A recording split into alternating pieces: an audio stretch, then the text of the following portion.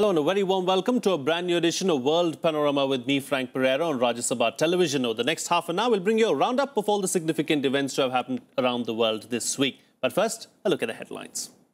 Ranil Wickremesinghe returns as Sri Lanka's Prime Minister, this time with a majority government. Parliamentary election throws up outright victory for Wickremesinghe. Sirisena reforms agenda. Mahinda Rajapaksa's comeback hopes thwarted. Fresh blow to Thailand tourism as a blast rips through a key religious shrine in central Bangkok, killing several foreigners. Investigators probing possibilities of domestic political violence and external terror. Fires continue to burn a week after blasts at a warehouse storing toxic sodium cyanide in the Chinese port town of Tianjin. There are fears of lethal toxins spreading to inhabited areas due to rains in the area. North Korean leader Kim Jong-un declares semi-state of war, threatens action against Seoul unless it ends its anti-Pyongyang border broadcasts. Kim terms the broadcasts war against his country. And Indian shuttler Saina Nehwal regains #1 spot in the women's singles ranking of the Badminton World Federation. Spain's Carolina Marin slips to 2nd spot. Our top focus on the program this week. Parliamentary elections in Sri Lanka have dealt a body blow to Mahinda Rajapaksa, completing a difficult political transition from his regime to that of President Maithripala Sirisena. The ruling United National Party fell just short of an outright majority, but there's every signal of Prime Minister Ranil Wickremesinghe commanding enough support to form a stable, reform-oriented government. Here's a report.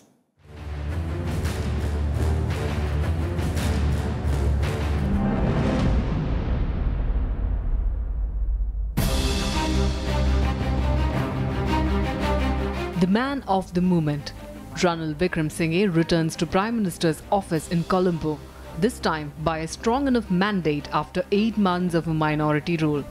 Amid expectations now of reforms picking up and amity between communities and between states.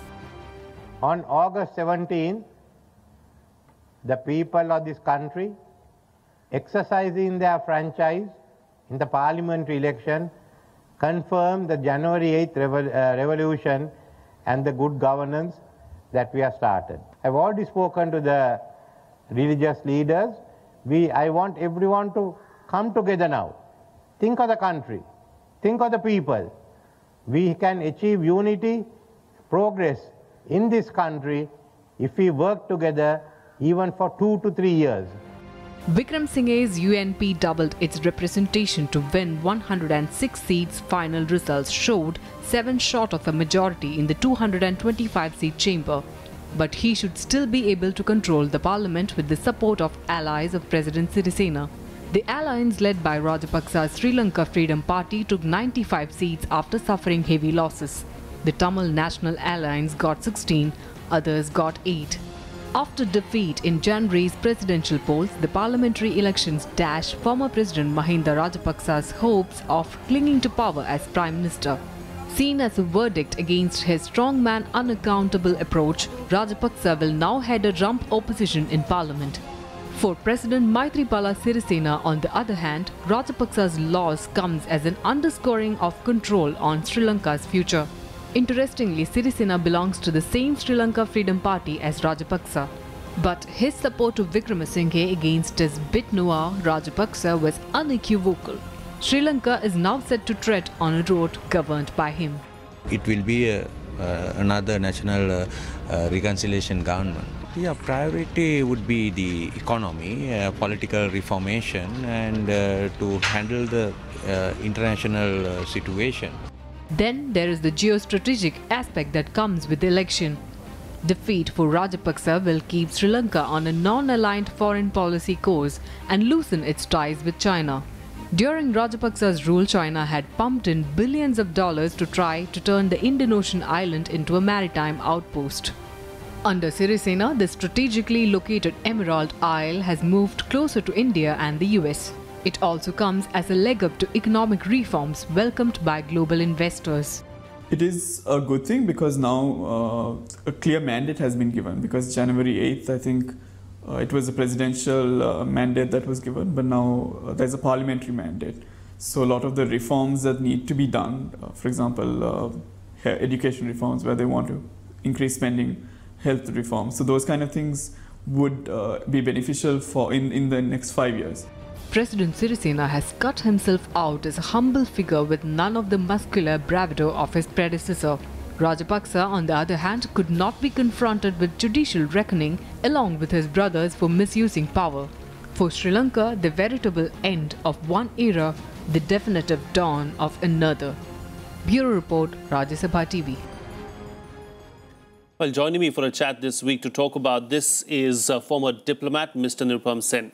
Ambassador, thank you for joining me on the program. Is this the end of an era as far as Mahinda Rajapaksa is concerned? That definitely seems to be so, but is it the end of Mahinda Rajapaksa's political career? See, it is the end of an era in terms of Mahinda Rajapaksa's policies. As far as his personal, and personally, politically, I think for South Asia, I don't think one can say that of anybody. Remember Morarji Desai? Yes. So, anything is possible. So I think it will be premature to say that it's his political end. Certainly the end of his era. Would China now be thinking that they've backed the wrong horse? Well, China, it's not, China just is an opportunist country. Opportunist in the sense of taking advantage of an opportunity. So an opportunity offered itself to advance its strategic objectives, particularly its military naval objectives, and it took that opportunity. So it's not a question of a wrong horse. I think it's just that anyone who gave them that opportunity, they would have backed them. Because don't forget that the person who first brought China into Sri Lanka in a big way was actually the then President Chandrika Kumaratunga, who now has been made by Sirisena a member of the Central Committee. So China is not out. It is out in an immediate military naval sense, but not in an economic sense. Yes, indeed. But as far as India is concerned, what does the victory for Wickremesinghe mean to India and its policies with Sri Lanka? No, for India, it is a plus in every sense. There is no question about that. Because in the first place, I think, because if you look at policy, I mean, even now the best way of looking at policy is the paradigm established by the Indo-Lanka Accord of Rajiv Gandhi, which has basically two elements. One is the accord itself, which is the question of devolution of power to the Tamils and Tamil rights. And the second is the exchange of letters, which is keeping out external influences. So now, of course, as I said earlier, we cannot and we should not even try to keep out external economic influences. But certainly, with this victory, which confirms the January 8 victory of the forces led by Sirisena and Ranil Wickremesinghe, that with this, certainly, we are in a much better strategic position as well as in a much better position vis-a-vis the Tamils. Because, you see, Ranil has a whole history of negotiating a devolution of power with the Tamils. Don't forget that through the mediation of Norway, or rather the good offices of Norway, he had engaged even the LTT. Indeed. Nobody can go further than that. Yes. So he has a history. So he would be more amenable to this whole business of devolution of power to the Tamils and Tamil rights. That's one. Secondly, even after January 8, though there were hesitations in many parts of the Sri Lanka political spectrum, but he had immediately stopped the Colombo port project, which is the key to Chinese naval activity as well as surveillance activity. Indeed. So he had done that. So I think from both points of view, if you look at it, this government is a good thing for us. Indeed. So would you say then the Tamils in Sri Lanka feel a lot more safer now? And, what happens to the hardcore Sinhalas? Do they feel let down in a way? No, I don't think so, because even the Sinhalese, after all, are not in favor of an indefinite war. Nor are they in favor of indefinite tensions. I mean, every reasonable man wants to live in a harmonious society while safeguarding their own rights. Because the Sinhala peasantry, which has been the arbiter of so many elections in Sri Lanka, they are more interested in economic welfare. Now you take another section of the Tamils that is sometimes forgotten. You mentioned the Tamils, people by and large mean, the Tamils of the north or the east. But what about the Indian Tamil labor that went? Yes. Who are also a very large number. I mean, the Tamils of the plantations of the highlands, of the central highlands, the so-called upcountry Tamils. Now, why didn't they vote so much for the CWC, their own party, for which they had always voted, led by Thondaman, the Indian Tamil Party? Yes. This time, large number of their votes went actually to the UNP. They voted in a national way. But what are they looking for? They are looking for labour rights, trade union rights, welfare of labour. And the Sinhala peasantry's outlook would be roughly similar.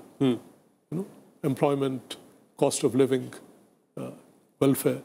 So therefore, if Ranil's government can provide this, then it would take care of the issue you had mentioned. That is the approach of the Sinhalese peasantry. Indeed. A clear mandate has been given to Ranil Wickremesinghe, and he has a lot of power in his hands now to change a lot of things in Sri Lanka. Do you see that happening? Do you see a reform-oriented approach from Ranil Wickremesinghe? It all depends what you mean by reform. See, the point is, Ranil, it's a phrase that many people have missed. He has spoken in terms of a social market economy, which augurs very well for the two segments I mentioned, that is the Indian Tamil population, labour generally, and the Sinhala peasantry. He has spoken in terms of a social market economy. That is one. The second is, look at the budget which they presented after the January 8 elections. That budget actually, was presented by the then finance minister, again belonging to Ranil's party, Ravi Karunanayake. And that budget earned him the nickname of Robin Hood, which is taking from the rich and giving to the poor. Yes. And in fact, many members of the Trotskyite left, that is like Dr. Vikram Bahu Karunaratne, said in fact that this budget is to the left of the budget presented by the left in the immediate post-war decades. So, he imposed a tax on the corporate rich and so on and so forth. So there are, these were against everything that in fact both Ranil and Ravi used to believe in their earlier incarnation. Indeed. Which is a totally open capitalist, freewheeling, liberal, if not a neoliberal economy. So they did this. So I think this whole question of a social market economy augurs well. Indeed. And this is exactly what I would mean by reform. Indeed. All right. Very well said there, Ambassador. Thank you so much for joining us on the program this week and putting things into perspective for us as far as the results of the Sri Lankan elections are concerned.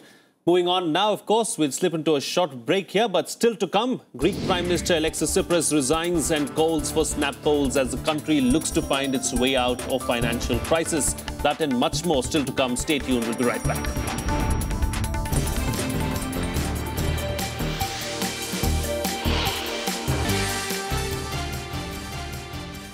Welcome back. You're watching Rajya Sabha Television. Well, an explosion ripped through the popular Nirupam shrine in Bangkok on Monday evening, killing 22 people, many of them foreigners. The Thai capital is no stranger to unrest and has seen small bombs before, but never has there been an attack on this scale.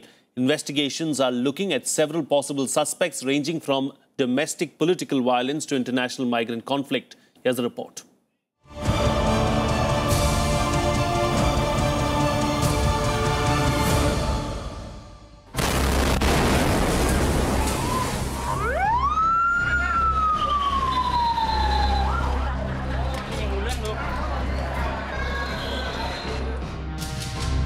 A Monday evening, the peak rush hour in downtown Bangkok. Carnage and devastation at the Erawan Shrine, a religious tourism hotspot, a place where hundreds just stop off for a word of prayer.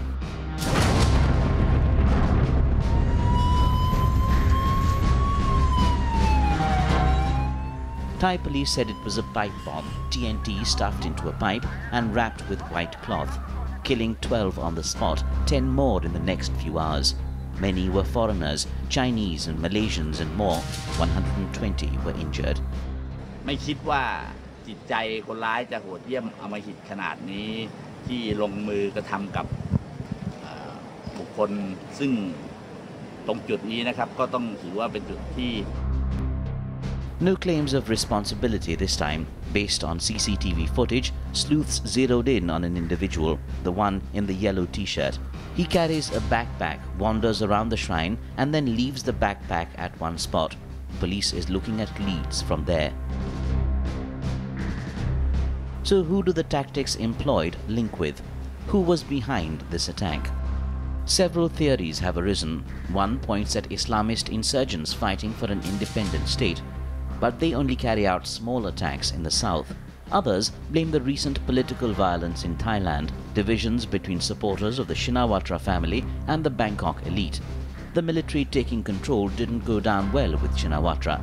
Yet another theory is involvement of Uyghur Muslims, revenge for the recent deportation of members of the community to China despite persecution there. ประเทศของเรายังมีบุคคลหรือกลุ่มบุคคลที่มุ่งประสงค์ร้ายต่อประเทศชาติยังมีการเคลื่อนไหวอยู่ซึ่งอาจจะเป็นการหวังผลทางการเมืองเพื่อทำลายเศรษฐกิจทำลายการท่องเที่ยวหรือด้วยเหตุผลอื่นใดก็ตามรัฐบาลจะเร่งดำเนินการสืบสวน There's little doubt on the motive, further derailing the economy, making a further dent on the tourism industry that has already been hit hard in the last year. Already, Hong Kong has announced tours to Bangkok being called off. Security agencies show a red travel alert for the country. The government is considering deploying the military to ensure security. Such incidents occur and the presence of police or military personnel would make people feel safer, then it's one measure that would be considered.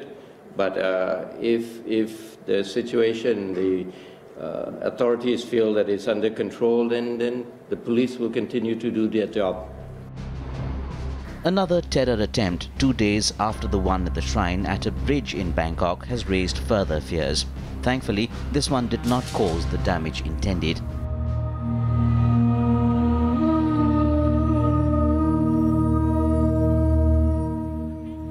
All of it has awoken Bangkok's residents to another face of fear that they will have to get used to. Another of terror's fangs that refuse to be stamped out so easily. Bureau Report, Rajya Sabha Television. Well, let's now take a look at some other news-making events that made headlines across the world this past week in our segment, Globe Watch.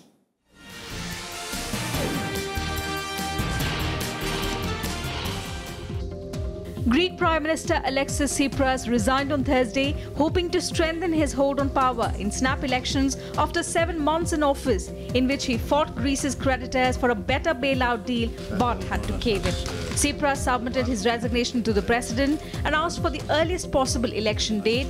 Government officials said the aim was to hold the election on the 20th of September, with Tsipras seeking to crush a rebellion in his leftist Syriza party and seal public support for the bailout program. North Korean leader Kim Jong-un has ordered his frontline troops to be on a war footing after an exchange of fire with the South across their heavily fortified border. Local media reports said Kim declared a semi-state of war at an emergency meeting late on Thursday. North Korea threatened action unless Seoul ended its anti-Pyongyang border broadcasts. However, in a separate letter, Pyongyang said it was willing to resolve the issue even though it considers the broadcast a declaration of war.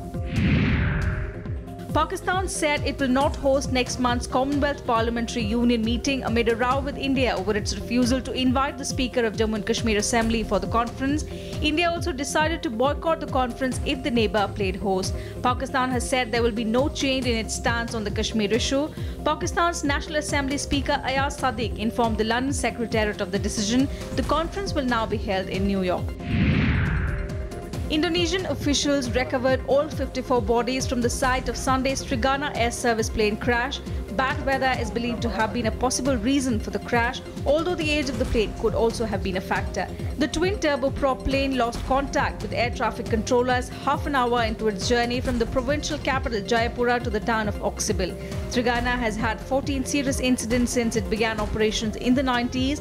The company is on the European Union's list of banned carriers. South Africa's Justice Minister has blocked the early release of athlete Oscar Pistorius from prison. Pistorius was to be released on Friday. The former Paralympic gold medalist had been expected to be released after serving 10 months of a 5-year sentence. He is lodged in jail for killing his girlfriend Riva Steenkamp on Valentine's Day in 2013. Under the South African law, Pistorius was eligible for release under correctional supervision, having served a sixth of his sentence. But Pretoria's Justice Minister Michael Masuta said the decision by the parole board to free the athlete was premature and without legal basis. Well, we'll slip into another short break now, but there's an American musician's village on the other side, keeping alive New Orleans city's rich music tradition. Stay tuned, we'll be right back.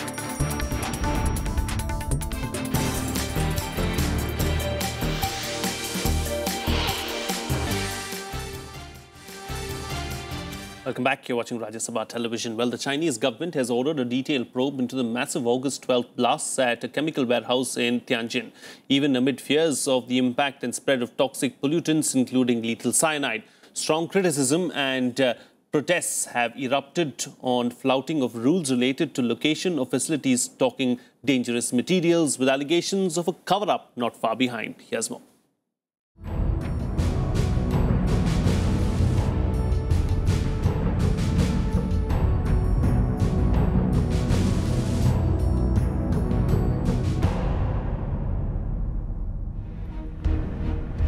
Smoke and minor fires that refused to die down completely at the site of last Wednesday's multiple blasts in Tianjin, China. As authorities scrambled to contain the fallout of explosions that reduced an industrial estate into a debris-strewn wasteland, 114 were declared killed. More than 700 are injured and dozens remain missing. And the threat isn't over yet. Excessive levels of toxic chemicals, up to 27 times acceptable limits, have been detected in surface wastewater at the hardware site, from the 700 tons of illegally stored lethal chemicals at the warehouse that had burst into flames. It's a race against time to clear the chemicals before rains turn sodium cyanide to deadly hydrogen cyanide. 由于爆炸，是吧？把这个剧毒化学品随着冲击波。 随着把这个周围的集装箱破坏以后，把这个剧毒化学品也冲到了这个集装箱垛里边，甚至是集装箱里边，破坏的集装箱里边，还是很复杂。Give back our homes, pay respect to victims. These banners cry out as anti-government protests mount among Tianjin's locals. Anger simmers among residents whose homes were destroyed. 6,500 people were displaced. There has been particular anger over how the government allowed a warehouse storing hazardous chemicals to operate so close to residential communities. 将来会不会再产生泄漏？这些东西我们都不知道。我们不可能再住在一个定时炸弹附近，而且我们认为政府在2011年，他们在相关的地方堆场建立这种储存危险化学品的时候。 应该让我们有知情权。如果政府不知道的话，他们是不是已经在失责了 ？Prime Minister Li Keqiang visited the site and assured punishment of those responsible amid rising aspersions of China sacrificing safety standards to push industrial growth. This is the 12th chemical accident in China this year. The 700 tons of sodium cyanide stored at the warehouse is 10 times more than permitted levels, though officials insist the consignment was cleared by customs for exports. Prosecutors have been ordered to probe possible dereliction of duty and abuse of power that may have led to the blasts. Environmental officials have been ordered to closely monitor air, water and soil quality around the site. Anti-Chemical Warfare Corps of the PLA have been called in. Greenpeace has advised deep caution to fend off what it says could turn into another environmental disaster. 我们并没有发现比较严重的氰化物的污染情况。那因为我们当时携带的试纸属于氰化物的专用检测试纸，所以我们暂时只能先对这个氰化物的污染情况做出现在的一个判断。那总的来说，就像我刚说的，并没有明确的检测的结果显示当地的水已经被污染。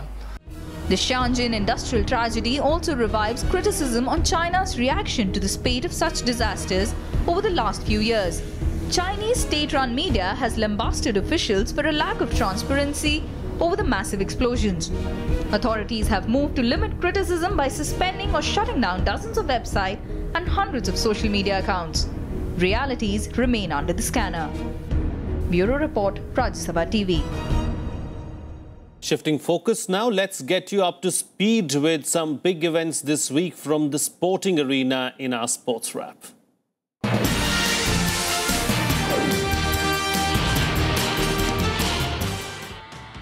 Despite losing the World Championships final in Jakarta, ace Indian shuttler Saina Nehwal regained the top spot in the women's singles in the latest rankings of the Badminton World Federation released on Thursday. The 25-year-old Saina rose a place to overtake her conqueror in the summit clash, Carolina Marin of Spain, to once again be ranked number 1. The reigning world champion dropped to number 2, while Chinese Taipei's Tai Zhu Ying overtook reigning Olympic champion Li Shuri of China to be number 3. Chelsea have signed Spain forward Pedro from Barcelona for £21 million. The 28-year-old has agreed on a 4-year deal and is the Blues' second signing in less than a week after the arrival of Ghana defender Baba Rahman.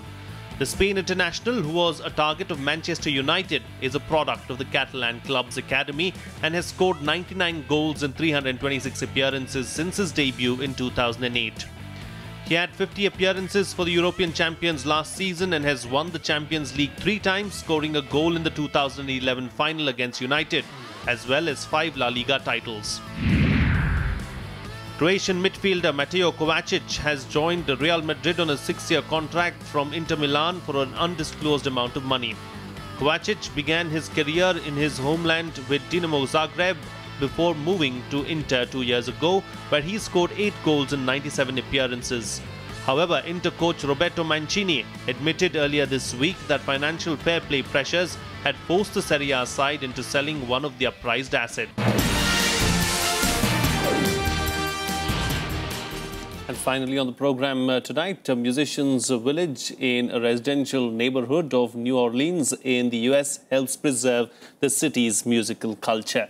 10 years ago, this place was devastated by the infamous Hurricane Katrina. Today, it keeps alive a vibrant musical culture. I'm going to leave you with these visuals. See you again next time. It's the land of dreaming scenes. There's a God